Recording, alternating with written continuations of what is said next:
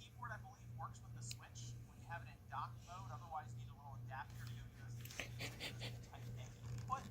So we have two different ones. We have one from Cyber Gadget that is, not even kidding, $35. And then we have one here, new type, Armor 3 for the Switch, and this one is $25. So two different prices here, $10 more for this guy. And I looked over the boxes. I don't think they're that different.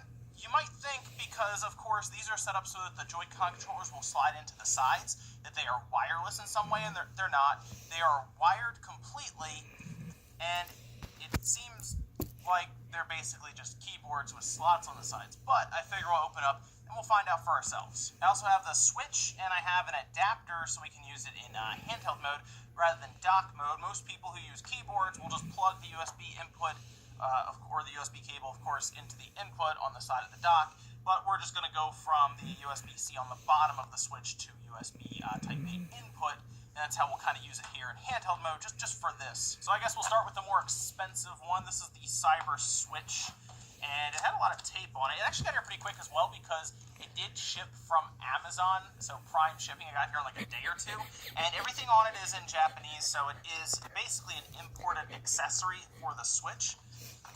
So we'll go ahead and pop this guy open. Very small keyboard right away, right? Like it's not a big keyboard. There's not much with it either. It's just basically the box and a keyboard. No instructions or anything. I mean, I guess you don't really need a lot when it comes to a keyboard. However, this is interesting because, of course, it has the railings on the side.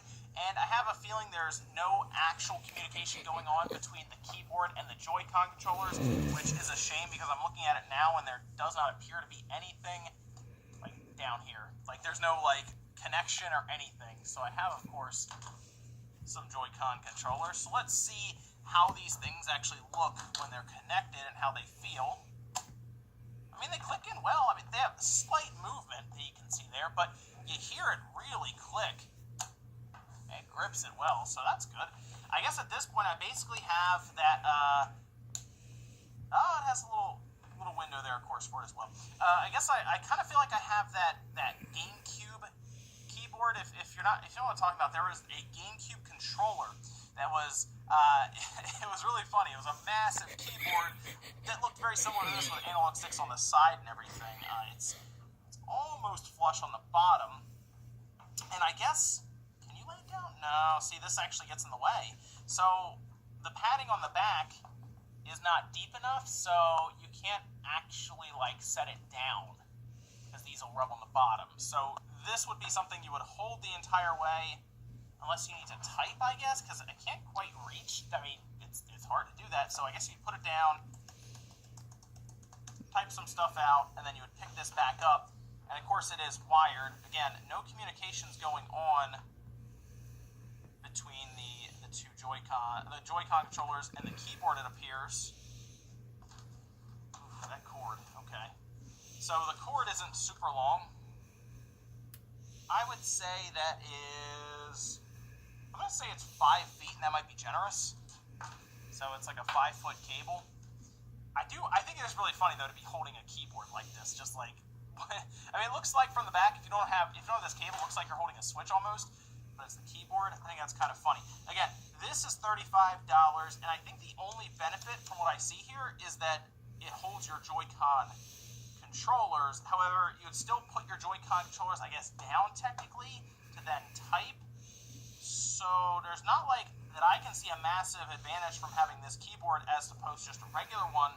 These, I think, are just accessories that they're taking advantage of the Switch branding and, of course, the little spot for your Joy-Con controllers. But this, of course, is the more expensive one, and it's not wireless. So let's see what the new type looks like, right? A keyboard that is $10 cheaper.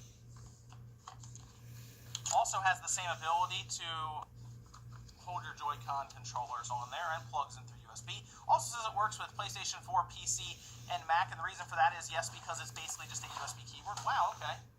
This one comes with instructions, which is a little thing, but it actually puts it technically ahead of that one. Just says, yeah, Joy-Con's not included, okay, and just explains that railing, indicator light, all of that. So yeah, no actual communication, which is a shame because what it should be doing is when you have this plugged in, it should be charging your Joy-Con controllers, right? I mean, we can check that, but if it's not going to communicate, it might as well at least charge your Joy-Con controllers. This cable seems a lot longer. It is. Wow, okay, yeah, this is quite a bit longer, actually. I wonder if it actually says how long it is on the back. Because I'm looking at this, and this is a 10-foot cable.